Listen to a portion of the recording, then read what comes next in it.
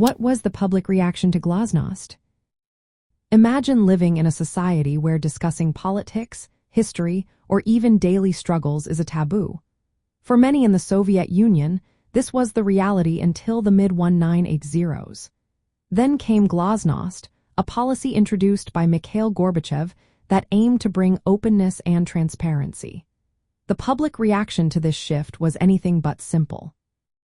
At first, many Soviet citizens embraced Glasnost with open arms. They saw it as a chance to finally express their thoughts and concerns about social, political, and economic issues that had long been silenced. For the first time, they could openly talk about the dark chapters of their history, including the oppressive rule of Joseph Stalin. This newfound freedom of speech felt empowering, as people began to voice their grievances and engage in political discussions. However, this openness also revealed some uncomfortable truths.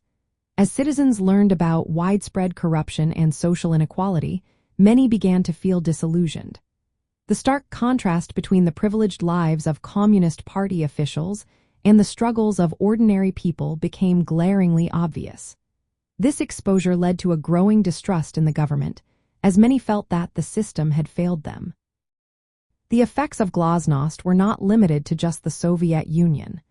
In various Soviet republics, nationalist movements began to gain momentum. People started to demand independence, which contributed to the eventual dissolution of the Soviet Union itself. The policy, while intended to foster unity, inadvertently fueled divisions. Among the political elite, Glasnost was met with mixed feelings. Some officials feared that increased criticism and media freedom could threaten their authority. This led to tension within the Communist Party as they struggled to balance openness with control. Outside the Soviet Union, Glasnost had a ripple effect on Eastern European countries. It inspired reform movements in places like Poland and Czechoslovakia, where citizens sought to challenge their own authoritarian regimes.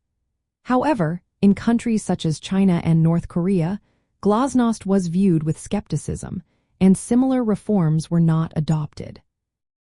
In summary, the public reaction to Glasnost was a blend of hope and disappointment. Initially, people felt optimistic about the new freedoms. But as the policy revealed deep-rooted issues, many became critical of the system.